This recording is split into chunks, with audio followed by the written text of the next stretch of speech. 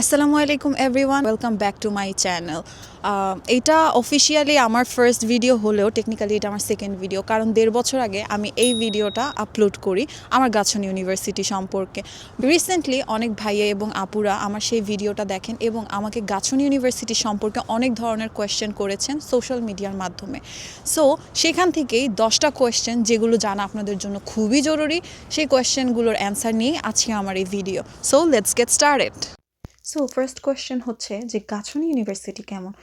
গাছন university দক্ষিণ কোরিয়ার একটি লিডিং ইউনিভার্সিটির মধ্যে একটি, যা কোরিয়ার টপ প্রাইভেট ইউনিভার্সিটির মধ্যে অন্তর্ভুক্ত এবং কিউএস ওয়ার্ল্ড ওয়াইড র্যাঙ্কিং ও টাইম হায়ার্স এডুকেশনের মতো আন্তর্জাতিক র্যাঙ্কিংয়েও গ্লোবালভাবে রেকগনাইজড। আর গাছন ইউনিভার্সিটির গ্লোবাল ক্যাম্পাসটা অনেক বেশি সুন্দর, সবুজে ঘেরা পাহাড়ি পরিবেশ, ওপেন ল্যান্ডস্কেপ এবং মডার্ন আর্কিটেকচারাল ডিজাইন শিক্ষার্থীদের অনেক বেশি অ্যাট্রাক্ট করতেছে এই ইউনিভার্সিটিতে অ্যাপ্লিকেশন করার জন্য। সেকেন্ড কোয়েশ্চেন সবার এটাই থাকে যে গাছন ইউনিভার্সিটিতে অ্যাপ্লিকেশনের সময় যে ইন্টারভিউটা হয় সেই ইন্টারভিউতে কী কী ধরনের কোয়েশ্চেন থাকে এবং সেই কোয়েশ্চেনগুলোর কীভাবে অ্যান্সার দেওয়া যায়। সো যারা আন্ডারগ্রেডে আসতে চাচ্ছেন তাদেরকে জেনারেলি খুব বেশি একটা কোয়েশ্চেন করে না, তাদেরকে কোয়েশ্চেন করতে পারে যে আপনি কেন এই ইউনিভার্সিটিটা চুজ করলেন, এই ইউনিভার্সিটি কী কী কারণে আপনার ভালো লেগেছে, আর আপনার ডিপার্টমেন্ট রিলেটেড তারা হয়তো 1-2টা কোয়েশ্চেন করবে যে এই ডিপার্টমেন্টেই আপনি কেন আসতে চাচ্ছেন, আপনার প্রেফারেন্স কেন এই ডিপার্টমেন্টে। ইভেন তারা কিছু কোয়েশ্চেন করে যেগুলো পার্সোনাল হয়, তার মধ্যে এরকম কোয়েশ্চেন আছে যেটা হচ্ছে যে আপনার ফ্যামিলির ইনকাম কত, আপনার ফ্যামিলির আর্নিং সোর্সকে, আপনার ফ্যামিলি কন্ডিশন কেমন, মেবি তারা এই কোয়েশ্চেনগুলো জানতে চাইতে পারে।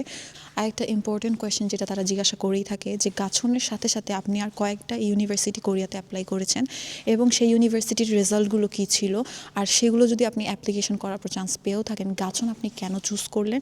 এই কয়েকটা টেকনিক্যাল কোয়েশ্চেন তারা আপনাকে জিজ্ঞাসা করেই থাকে। আর যারা মাস্টার্সের জন্য অ্যাপ্লিকেশন করতে চাচ্ছেন তাদেরকে 2টা কোয়েশ্চেন মাস্ট জিজ্ঞাসা করা হয়। আপনার থিসিস কী ছিল, আপনার থিসিসের যে টপিকটা ছিল সেই টপিকটা কেমন ছিল, তারা হয়তো সেই টপিকটা দেখতে চাইতে পারে। আর সেই টপিক রিলেটেড আপনার নলেজ জানার জন্য তারা কয়েকটা বেসিক কোয়েশ্চেন করতে পারে এবং তারা দেখতে চায় যে আপনি যেই টপিকে থিসিস করেছেন সেই টপিক রিলেটেডই কি আপনি মাস্টার্সের ডিপার্টমেন্টটা চুজ করেছেন কিনা, আর যদি নাও করে থাকেন কেন করেননি সেটা নিয়ে হয়তো তারা 2-একটা কোয়েশ্চেন করতে পারে। সো ইন্টারভিউ রিলেটেড একটা টিপস যেটা আমি সবাইকেই দিতে চাই, যখন আপনাদের ইন্টারভিউটা স্টার্ট হবে অবশ্যই 3টা জিনিস আপনাকে মাথায় রাখতে হবে। সো ফার্স্ট যেটা, আপনাকে অবশ্যই ফর্মালি ইন্টারভিউ দিতে হবে। আপনি যদি আপনার ইন্টারভিউতে বসেন তার আগে আপনাকে ফর্মাল ড্রেস আপ করেই বসা লাগবে, কারণ এখানে ইমপ্রেশন অনেক বেশি ম্যাটার করে। সেকেন্ড যেটা আপনাকে মাথায় রাখতে হবে, আপনি যখন ইন্টারভিউ দিবেন খুবই নয়েসলেস একটা রুমের মধ্যে যেতে হবে। এখানে আমরা যেরকম থাকি সেই সব ফ্যামিলির মধ্যে আশেপাশে অনেক ধরনের নয়েজ হতে পারে, যার কারণে আমরা নার্ভাস হয়ে যাই বা আমরা ঠিকঠাক মতো ইন্টারভিউটা দিতে পারি না, যার কারণে ইন্টারভিউ আমাদের উপরে খুব বিরক্ত হয়।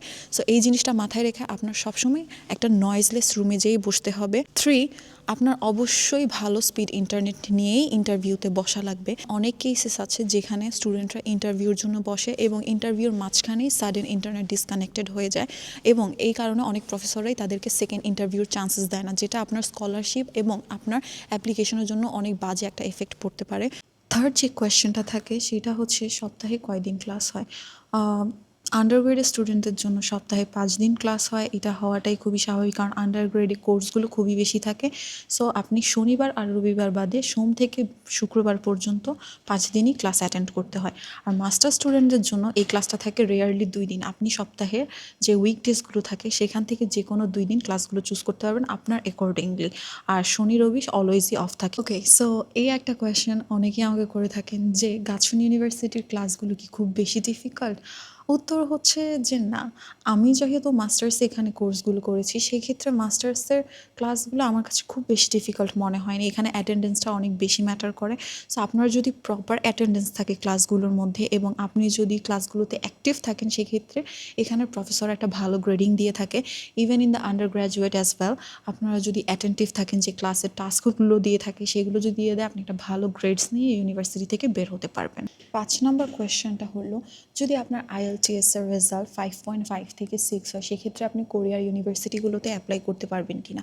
সো গাছন ইউনিভার্সিটি সহ আরও যে ইউনিভার্সিটিগুলো আছে সেই ইউনিভার্সিটিতে আপনি 5.5 IELTS রেজাল্ট দিয়ে অ্যাপ্লিকেশন করতে পারবেন, সেটাতে কোনো সমস্যা নাই। বাট প্রবলেমটা হবে যখন আপনি আপনার ভিসা অ্যাপ্লিকেশনের জন্য দাঁড়াবেন, অ্যাম্বাসিতে এই রেজাল্ট নিয়ে দাঁড়াবেন, সেক্ষেত্রে এটা একটু রিস্কি হয়ে যায় আপনার ভিসা পাওয়ার ক্ষেত্রে।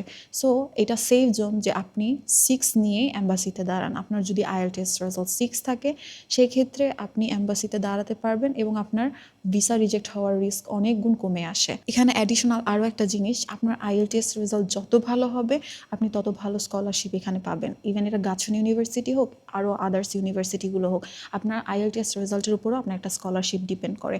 সো আপনি যদি 5.5 পান, হতে পারে আপনি অ্যাপ্লিকেশন করতে পারছেন, গাছনের রিকোয়ারমেন্ট অনুযায়ী আপনি 5.5 নিয়েও অ্যাপ্লাই করতে পারবেন, কিন্তু আপনি ভালো একটা স্কলারশিপ নিতে পারবেন না। গাছন ইউনিভার্সিটি নিয়ে একটা মেজর কনফিউশন যেটা সব স্টুডেন্টের মধ্যেই থাকে, সেটা হচ্ছে গাছনের 3টা ক্যাম্পাস। সো আপনি কোন ক্যাম্পাসে আসতেছেন? গাছনের 3টা মেইন ক্যাম্পাসের মধ্যে প্রথমটা হলো গ্লোবাল ক্যাম্পাস, সেকেন্ডটা হচ্ছে মেডিকেল ক্যাম্পাস, অ্যান্ড থার্ডটা হচ্ছে আদার্স কারিকুলাম অ্যাক্টিভিটিস, যেটা গাংওয়া আইল্যান্ডে আছে। গাছন ইউনিভার্সিটিতে যখন আপনি অ্যাপ্লাই করবেন, অবশ্যই আপনি গ্লোবাল ক্যাম্পাসেই অ্যাপ্লিকেশন করতেছেন। সো এটা নিয়ে ভয় পাওয়ার কোনোই কারণ নেই। যারা এটা নিয়ে কনফিউশনে ভুগছেন, কনফিউশনের কোনোই কারণ নেই। আপনি গাছনের গ্লোবাল ক্যাম্পাসেই ক্লাস করবেন, আর সেটা হচ্ছে সংনামশি সোল সিটিতেই অবস্থিত। আরেকটা কোয়েশ্চেন হলো, গাছন ইউনিভার্সিটি কি সোউলের মধ্যে অবস্থিত নাকি গাছন থেকে সোল অনেক দূরে? সো সোউলের যদি আপনি মেন পয়েন্ট ধরতে যান, সেটা হচ্ছে লোটে টাওয়ার। গাছন ইউনিভার্সিটি থেকে সোল টাওয়ার দাঁড়িয়ে দেখা যায়। আর আপনি যদি বাস বা সাবওয়ে স্টেশন দিয়ে যেতে চান, সাবওয়ে স্টেশন আপনার রেয়ারলি 20 থেকে 25 মিনিট লাগবে, এবং গাছনের থেকে সোউলে বাসে 30 থেকে 35 মিনিট লাগতে পারে। আর গাছনে বোথ বাস স্টপেজ এবং সাবওয়ে স্টেশন আছে। আপনি গাছন থেকে ডিরেক্টলি সেই বাস স্টপেজে যেতে পারবেন, বা আপনি ডিরেক্টলি সেই সাবওয়ে স্টেশনে গিয়েই আপনি সোলে যেতে পারবেন। 7 নম্বর কোয়েশ্চেনটা হচ্ছে যে এখানে পার্ট টাইম জবের কী ধরনের অ্যাভেলেবিলিটিসগুলো আছে এবং এখানে জব পাওয়া ইজি কিনা। এখানে জব অপরচুনিটিস অনেক আছে, যেহেতু কোরিয়াতে অনেক ধরনের রেস্টুরেন্ট, সো এখানে এসে বেশিরভাগ স্টুডেন্টরা পার্ট টাইম জব করে রেস্টুরেন্টগুলোতে। যেহেতু কোরিয়া একটা ইংলিশ স্পিকিং কান্ট্রি না, এখানে মেইন ল্যাঙ্গুয়েজ হচ্ছে কোরিয়ান ভাষা, সেক্ষেত্রে আপনাকে কোরিয়ান ভাষাটা অবশ্যই জানতে হবে। ডাজন্ট ম্যাটার আপনি কতটুকু জানেন, বাট এখানে চলার জন্য আপনাকে কিছুটা কোরিয়ান ভাষা জানাটা খুবই জরুরি। সেক্ষেত্রে যারা কোরিয়াতে অ্যাপ্লাই করতে চাচ্ছেন এবং এখানে পার্ট টাইম জব করে নিজের পড়ালেখার খরচ তুলতে চাচ্ছেন, তাদের জন্য এই একটা অ্যাডভাইস আমার পার্সোনালি থাকবে যে আপনারা বেসিক কোরিয়ান ল্যাঙ্গুয়েজটা শিখে আসেন, যাতে আপনার রেস্টুরেন্টেও যদি জবটা করেন সেক্ষেত্রে আপনি যেন রেস্টুরেন্টের মেনুগুলো পড়তে পারেন। আপনি যদি ভাষা না জানেন সেক্ষেত্রে আপনার জন্য এটা খুবই ডিফিকাল্ট হয়ে যাবে। এখানে একটা অ্যাডিশনাল টিপস, যদি আপনি কোরিয়াতে আসেন, কোরিয়াতে সবথেকে ইজিয়েস্ট কাজের মধ্যে একটা হচ্ছে ক্যাফেসগুলোতে জব করা। সেক্ষেত্রে আপনি যদি বাংলাদেশ থেকে বারিস্তা কোর্সটা করে আসতে পারেন, এখানে আপনি খুব ভালো ধরনের ক্যাফেস জবগুলো পাবেন। সো আমি সবাইকে এই টিপসটাই দিব, যদি আপনি কোরিয়াতে আসতেই চান সেলফ ফান্ডিংয়ে, সেক্ষেত্রে ল্যাঙ্গুয়েজটা শিখুন, সাথে কোরিয়ান কনভারসেশনগুলো শিখুন, এবং আপনি অবশ্যই একটা বারিস্তা কোর্সের সার্টিফিকেট নিয়ে আসুন।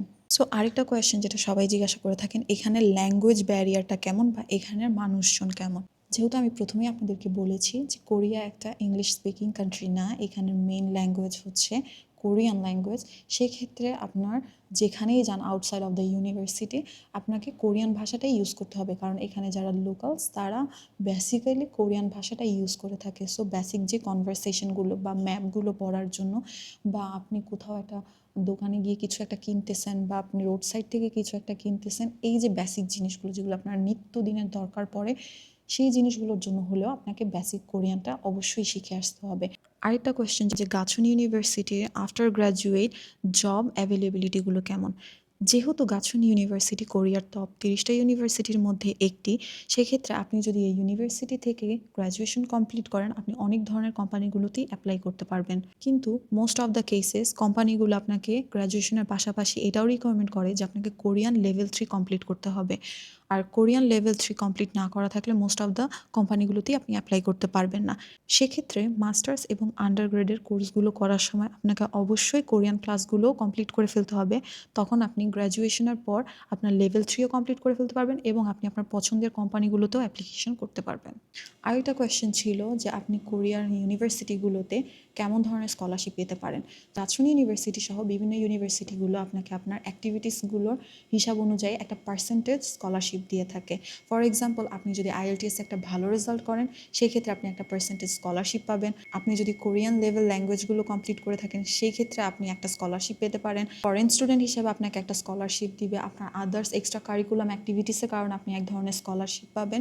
সো এই 10টা কোয়েশ্চেন নিয়ে আমার এই টোটাল ভিডিওটা ছিল। আমি চেষ্টা করেছি আপনাদের প্রতিটা কোয়েশ্চেনেরই অ্যান্সার দেওয়ার, অ্যান্ড আশা করি যে আপনাদের প্রতিটা কোয়েশ্চেনেরই অ্যান্সার করতে পেরেছি। তারপরেও যদি আপনাদের কোনো ধরনের কোয়েশ্চেন থাকে এবং কোনো ধরনের কনফিউশন থাকে, অবশ্যই আমাকে কমেন্ট বক্সে কমেন্ট করবেন।